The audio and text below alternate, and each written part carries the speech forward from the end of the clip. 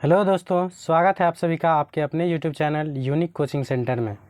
दोस्तों, आज हम लोगों के परिवार का कुल सदस्य 200 हो गए हैं। इसके लिए आप सभी को दिल से धन्यवाद। आज से हम लोग फिजिक्स के ऑब्जेक्टिव प्रश्न को देखने वाले हैं। इससे पहले हम लोगों ने बायोलॉजी के 4 चैप्टरों का लगभग ऑब्जेक्टिव प्रश्न का कवर किए हैं। अब हम लगातार फिजिक्स के 4 चैप्टर तक ऑब्जेक्टिव देखने वाले हैं। इस 4 चैप्टर के बाद हम लोग केमिस्ट्री का ऑब्जेक्टिव देखेंगे। तब तक इस प्रकार के वीडियो को देखने के लिए आप चैनल को सब्सक्राइब कर लें और बेल आइकन को भी प्रेस कर लें। चलिए हम लोग आज स्टार्ट करते हैं प्रकाश के परावर्तन से, जो कि है फिजिक्स का पहला चैप्टर। तो देखिए, हमारा पहला प्रश्न है आज का।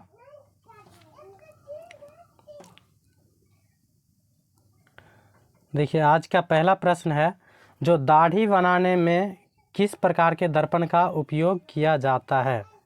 ऑप्शन ए में है समतल, बी में है उत्तल, सी में है अवतल और डी में है इनमें से कोई नहीं। तो इसका आंसर हो जाएगा ऑप्शन नंबर सी। दाढ़ी बनाने में जो है अवतल दर्पण का उपयोग किया जाता है।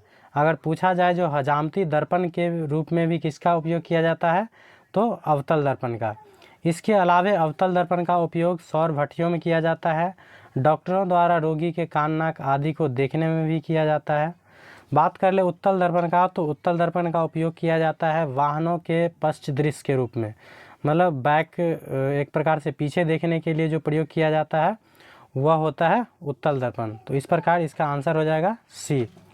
ये इम्पोर्टेंट क्वेश्चन है, याद रखिएगा इसे। देखते हैं नेक्स्ट आज का दूसरा क्वेश्चन। दूसरा क्वेश्चन है, जो किसी दर्पण से आप चाहे कितनी ही दूरी पर प्रतिबिंब हमेशा सीधा प्रतीत होता है, दर्पण संभवतः है। मतलब बोल रहा है किसी दर्पण से आप चाहे कितना भी दूरी पर हो, आपका प्रतिबिंब हमेशा सीधा प्रतीत होता है, तो वह संभवतः दर्पण कौन सा हो सकता है। ऑप्शन ए में है उत्तल, बी में है केवल समतल, सी में है केवल अवतल और डी में है या तो समतल या उत्तल। तो इसका आंसर हो जाएगा ऑप्शन नंबर डी, या तो समतल या उत्तल, क्योंकि उत्तल दर्पण में हमेशा काल्पनिक प्रतिबिंब बनता है।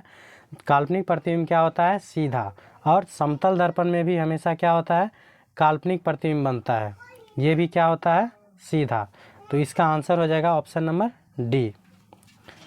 नेक्स्ट है आज का तीसरा प्रश्न। तीसरा प्रश्न है, जो आपतन का कोण वह है जो, ऑप्शन ए में है आपतित किरण दर्पण की सतह से बनाती है, बी में है परावर्तित किरण दर्पण की सतह से बनाती है, सी में है आपतित किरण दर्पण की सतह पर आपतन बिंदु पर खींचे गए अभिलंब से बनाती है और डी में है परावर्तित किरण दर्पण की सतह पर आपतन बिंदु से खींचे गए अभिलंब से बनाती है। तो इसका आंसर हो जाएगा ऑप्शन नंबर सी। आपतन कोण क्या होता है, तो आपतित किरण और दर्पण की सतह पर जो आपतन बिंदु होता है उस पर खींचे गए अभिलंब के बीच के कोण को कहते हैं। अगर चित्र के माध्यम से समझिएगा तो जैसे मान लीजिए ये एक मिरर हो गया, दर्पण, तो ये अगर आपतित किरण है, ये आपतित किरण है, तो यहाँ क्या होगा, आपतन बिंदु, और आपतन बिंदु दर्पण से टकराने के बाद क्या होता है, परावर्तन होता है। तो ये हो गया परावर्तित किरण और बीच में होता है अभिलंब। तो ये अभिलंब और आपतित किरण के बीच के कोण को हम लोग आपतन कोण कहते हैं, और परावर्तित किरण और आपतन बिंदु पर जो अभिलंब खींचा जाता है उसके बीच के कोण को हम लोग परावर्तन कोण कहते हैं। याद रखिएगा, ये भी काफ़ी इम्पोर्टेंट है। नेक्स्ट देखते हैं आज का हमारा आज का चौथा प्रश्न है, जो किसी अवतल दर्पण की फोकस दूरी f तथा वक्रता त्रिज्या r हो, तो अगर फोकस दूरी f दिया गया है और वक्रता त्रिज्या r हो तो उस दोनों के बीच संबंध क्या होता है। ऑप्शन ए में है f बराबर 1/2, बी में है f बराबर 2r, सी में है f बराबर 3r/2 और डी में है 0, 0। तो f बराबर 2r, इसमें ऑप्शन थोड़ा मिस्टेक हो गया है, तो याद रखिएगा जो अवतल दर्पण की फोकस दूरी और वक्रता त्रिज्या में क्या संबंध होती है, तो f बराबर होती है r/2। मतलब अवतल दर्पण की फोकस दूरी जो है वक्रता त्रिज्या की आधी होती है, यह याद रखिएगा। उसकी वक्रता त्रिज्या क्या हो जाएगा, फोकस दूरी की दोगुनी। तो इसका आंसर हो जाएगा F बराबर R/2। तो यहाँ याद रखिएगा F बराबर क्या हो जाएगा, R/2। इसको कंप्रोमाइज कीजिएगा थोड़ा। नेक्स्ट है आज का 5वां प्रश्न, जो गोलीय दर्पण में फोकसांतर एवं वक्रता त्रिज्या के बीच संबंध होता है। तो सेम यही क्वेश्चन था लेकिन उसका भाषा अलग था। तो गोलीय दर्पण की फोकसांतर और वक्रता त्रिज्या, फोकसांतर का मतलब होता है F और वक्रता त्रिज्या का मतलब होता है R। तो उस दोनों के बीच क्या संबंध होता है। ऑप्शन ए में है R बराबर 2F, बी में है 2, सी में है F बराबर R/2 और डी में है R बराबर F/2। तो इसका हम लोग अभी जस्ट देखे हैं, जो F बराबर क्या होता है, R/2। तो इसका आंसर हो जाएगा ऑप्शन नंबर सी। यहाँ क्या हो जाएगा, फोकस दूरी वक्रता त्रिज्या की आधी होती है। नेक्स्ट है आज का 6 नंबर क्वेश्चन, जो परावर्तन का कोण वह है जो ऑप्शन ए में है आपतित किरण दर्पण की सतह से बनाती है, बी में है परावर्तित किरण दर्पण की सतह से बनाती है, सी में है आपतित किरण दर्पण की सतह पर आपतन बिंदु पर खींचे गए अभिलंब से बनाती है, और डी में है परावर्तित किरण दर्पण की सतह पर आपतन बिंदु से खींचे गए अभिलंब से बनाती है। तो इसका आंसर ऑप्शन नंबर डी होगा। जस्ट अभी हम लोग चित्र से देखे थे, तो जो ये अगर दर्पण हो जाए और ये आपतित किरण हो जाए तो दर्पण से टकराने के बाद ये क्या होता है, परावर्तित किरण, और बीच में जो सीधा खींचा जाता है वो होता है अभिलंब। तो परावर्तित किरण और अभिलंब के बीच के कोण को हम लोग क्या कहते हैं, परावर्तन कोण। और ये हो गया आपतित किरण और अभिलंब के बीच के कोण को हम लोग कहते हैं आपतन कोण। तो याद रखिएगा, ये काफ़ी इम्पोर्टेंट है। नेक्स्ट है 7वां क्वेश्चन, जो अवतल दर्पण की वक्रता त्रिज्या उसकी फोकस दूरी की ऑप्शन ए में है आधी होती है, बी में है दोगुनी होती है, सी में है 1/4 होती है और डी में है 1/3 होती है। तो इसका आंसर हो जाएगा ऑप्शन नंबर ए, अवतल दर्पण की वक्रता त्रिज्या उसकी फोकस दूरी की, सॉरी ए नहीं होगा, इसका आंसर हो जाएगा बी, दोगुनी। अवतल दर्पण की वक्रता त्रिज्या यहाँ पूछ रहा है, तो F बराबर क्या होता है, R/2। इसको अगर ब्रज गुणन कीजिएगा तो R को 1 से गुना कीजिएगा तो कितना आएगा R, और 2 को F से गुना कीजिएगा तो 2F।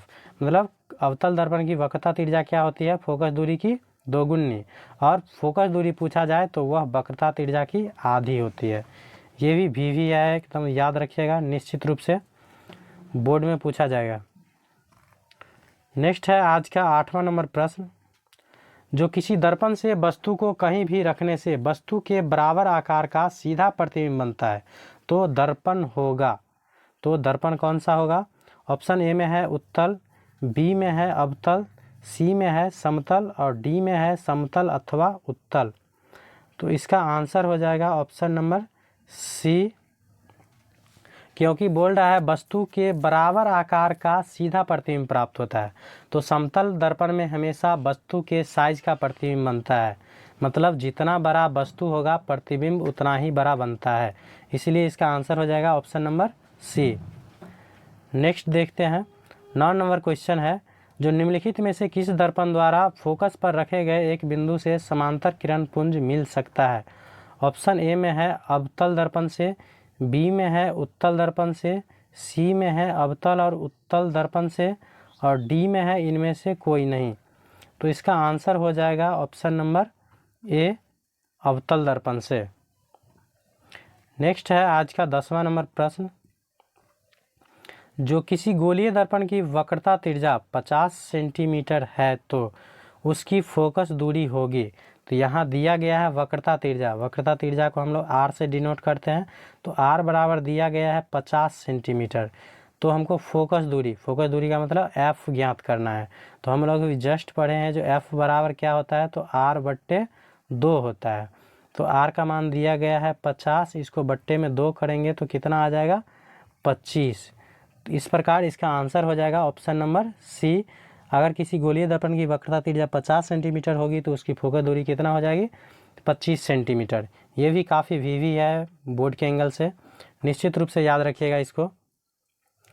नेक्स्ट है 11 नंबर क्वेश्चन, जो किसी वस्तु का आवर्धित प्रतिबिंब निम्नांकित में किस दर्पण से बनता है। आवर्धित प्रतिबिंब ऑप्शन ए में है समतल दर्पण से, बी में है अवतल दर्पण से, सी में है उत्तल दर्पण से और डी में है इनमें से तीनों दर्पण से। तो समतल दर्पण से आवर्धित का मतलब होता है बड़ा, तो समतल दर्पण से कभी भी आवर्धित प्रतिबिंब बनेगा नहीं, क्योंकि उसमें हमेशा वस्तु के साइज का प्रतिबिंब बनता है। उत्तल दर्पण में काल्पनिक प्रतिबिंब बनता है, काल्पनिक प्रतिबिंब सीधा होता है और हमेशा काल्पनिक ही बनता है। अवतल दर्पण में क्या होता है, वास्तविक और काल्पनिक दोनों प्रतिबिंब बनता है, और इसमें जो है आवर्धित प्रतिबिंब बनता है जब वस्तु ध्रुव और मुख्य फोकस के बीच में रखा जाता है। तो इसका आंसर हो जाएगा ऑप्शन नंबर बी। नेक्स्ट है आज का 12 नंबर क्वेश्चन। 12 नंबर क्वेश्चन है जो 1 मीटर फोकस दूरी वाले उत्तल लेंस की क्षमता होगी। फोकस दूरी दिया गया है, मतलब एफ बराबर दिया है 1 मीटर, और इसकी क्षमता का मतलब होता है पी पावर। तो पी बराबर फॉर्मूला होता है 1/f। तो इसका अगर निकालिएगा तो 1/में एफ कितना है, फोकस दूरी 1, तो 1/1 बराबर कितना हो जाएगा 1। और लेंस की क्षमता का वैसे ऐसा है मात्रक होता है m का पावर -1, लेकिन डी डायोप्टर जो है प्रचलित मात्रक इसका होता है। तो इस प्रकार हमारा आंसर हो जाएगा 1 डायोप्टर। लेकिन यहाँ उत्तल लेंस है, तो उत्तल लेंस की फोकस दूरी हमेशा धनात्मक होती है, इसीलिए इसका क्षमता भी क्या होगा, धनात्मक। तो इस प्रकार आंसर हो जाएगा हमारा ऑप्शन नंबर बी, प्लस में होगा 1 डायोप्टर। ये भी काफ़ी वीवी है, इसे भी याद रखिएगा निश्चित रूप से, बोर्ड के एंगल से काफ़ी इम्पोर्टेंट है। नेक्स्ट देखते हैं 13 नंबर क्वेश्चन। जो एक अवतल दर्पण में यदि वस्तु को ध्रुव और मुख्य फोकस के बीच रखा जाए तो प्रतिबिंब बनेगा। ऑप्शन ए में है वास्तविक और छोटा, बी में है वास्तविक और बड़ा, सी में है आभासी और बड़ा, और डी में है आभासी और छोटा। तो इसका आंसर हो जाएगा ऑप्शन नंबर सी। जब अवतल दर्पण में कोई भी वस्तु को कहाँ रखा जाता है, तो ये होता है ध्रुव और ये होता है मुख्य फोकस। तो अवतल दर्पण में कभी भी वस्तु जब ध्रुव और मुख्य फोकस के बीच में रखा जाएगा तो हमेशा प्रतिबिंब बनेगा काल्पनिक, और काल्पनिक प्रतिबिंब क्या होता है, सीधा और बड़ा भी होता है, इसलिए इसका आंसर हो जाएगा ऑप्शन नंबर सी। ये भी काफ़ी इम्पोर्टेंट है, इसे भी याद रखिएगा। नेक्स्ट देखते हैं आज का 14 नंबर क्वेश्चन है। जो किसी उत्तल लेंस की फोकस दूरी हमेशा होती है, तो इससे पिछले क्वेश्चन में जस्ट हम लोगों ने जिक्र किया है। जो उत्तल लेंस की फोकस दूरी क्या होता है, ऑप्शन ए में है पॉजिटिव, बी में है निगेटिव, सी में है पॉजिटिव निगेटिव और डी में है निगेटिव पॉजिटिव। तो इसका आंसर हो जाएगा ऑप्शन नंबर ए। उत्तल लेंस की फोकस दूरी और क्षमता दोनों क्या होती है, हमेशा पॉजिटिव होती है, और अवतल लेंस की बात करें तो वो होती है निगेटिव। उत्तल लेंस और उत्तल दर्पण दोनों का याद रखिएगा, काफ़ी इंपॉर्टेंट है इसे। नेक्स्ट है हमारा 15 नंबर क्वेश्चन। जो किसी वस्तु का अवतल दर्पण द्वारा बना प्रतिबिंब आभासी, सीधा तथा वस्तु से बड़ा पाया जाता है, तो वस्तु की स्थिति कहाँ होना चाहिए। तो अवतल दर्पण में है, तो अभी जस्ट बताया है जो आभासी और बड़ा प्रतिबिंब कब बनता है, तो अभी चित्र के माध्यम से हम लोगों ने देखा था। जो जब वस्तु कहाँ हो, तो ध्रुव और मुख्य फोकस के बीच में। ऑप्शन ए में है वक्रता केंद्र पर, बी में है वक्रता केंद्र से परे, सी में है मुख्य फोकस और वक्रता केंद्र के बीच, डी में है दर्पण के ध्रुव और मुख्य फोकस के बीच। तो आंसर हमारा यही हो जाएगा ऑप्शन नंबर डी। अगर अवतल दर्पण में पूछा जाए जो काल्पनिक प्रतिबिंब बनने के लिए वस्तु की स्थिति क्या होनी चाहिए, तो इसका आंसर हो जाएगा ध्रुव और मुख्य फोकस के बीच में। ये भी काफ़ी इम्पोर्टेंट है। नेक्स्ट है 16 नंबर क्वेश्चन। जो प्रकाश का वेग न्यूनतम होता है, प्रकाश का वेग न्यूनतम होता है किस माध्यम में। ऑप्शन ए में है निर्वात में, ऑप्शन ए में है निर्वात में, बी में है जल में, सी में है वायु में और डी है कांच में। तो इसका आंसर हो जाएगा ऑप्शन नंबर डी, कांच में। कांच में प्रकाश का वेग लगभग 2 लाख किलोमीटर पर सेकेंड होता है। और बात करें प्रकाश का वेग अधिकतम किस में होता है, तो उसका आंसर हो जाएगा निर्वात में। 3 × 10⁸ मीटर प्रति 3 × 10⁸ लाख मीटर प्रति सेकेंड होता है, याद रखिएगा। और जल में पूछा जाए प्रकाश की चाल, तो लगभग 2,25,000 किलोमीटर प्रति सेकेंड होता है। तो प्रकाश का वेग न्यूनतम किस में होता है, तो कांच में, और अधिकतम किस में होता है, तो निर्वात में। 3×10⁸ लाख किलोमीटर पर सेकेंड। याद रखिएगा 3 लाख किलोमीटर प्रति सेकेंड होता है। नेक्स्ट है 17 नंबर क्वेश्चन, जो अवतल दर्पण द्वारा उत्पन्न आवर्धन होगा।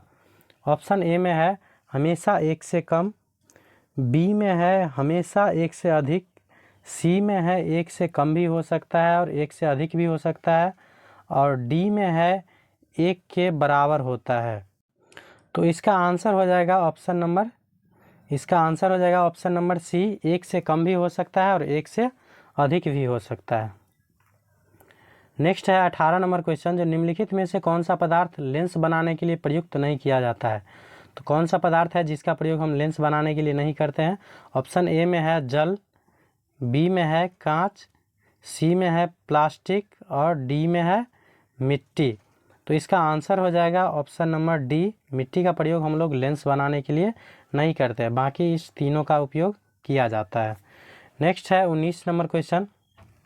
19 नंबर क्वेश्चन है, जो f बराबर r/2 सत्य है। ऑप्शन ए में है अवतल दर्पण के लिए परंतु उत्तल दर्पण के लिए नहीं, बी में है उत्तल दर्पण के लिए परंतु अवतल दर्पण के लिए नहीं, सी में है ना तो अवतल दर्पण के लिए और ना ही उत्तल दर्पण के लिए, और डी में है अवतल दर्पण के लिए भी और उत्तल दर्पण के लिए भी। तो इसका आंसर हो जाएगा ऑप्शन नंबर डी, f बराबर r/2 उत्तल और अवतल दोनों प्रकार के दर्पणों के लिए प्रयोग किया जाता है। ये भी काफ़ी इम्पोर्टेंट है। नेक्स्ट देखते हैं, आज का लास्ट क्वेश्चन हमारा है 20 नंबर क्वेश्चन है, जो काल्पनिक प्रतिबिंब होता है। काल्पनिक प्रतिबिंब होता है, ऑप्शन ए में है सीधा, बी में होता है उल्टा, सी में होता है दोनों और डी में है इनमें से कोई नहीं। तो इसका आंसर हो जाएगा ऑप्शन नंबर ए, काल्पनिक प्रतिबिंब कैसा होता है तो सीधा होता है। बात कर ले प्रतिबिंब का, तो प्रतिबिंब 2 प्रकार के होते हैं, वास्तविक और काल्पनिक, जिसमें से काल्पनिक प्रतिबिंब क्या होता है सीधा, और वास्तविक प्रतिबिंब पूछा जाए तो वास्तविक प्रतिबिंब कैसा होता है उल्टा। इस प्रकार हमारा आज का ये क्वेश्चन समाप्त होता है यहीं पे। इसका सेकेंड पार्ट जस्ट इसके बगल वाले दिन आएगा।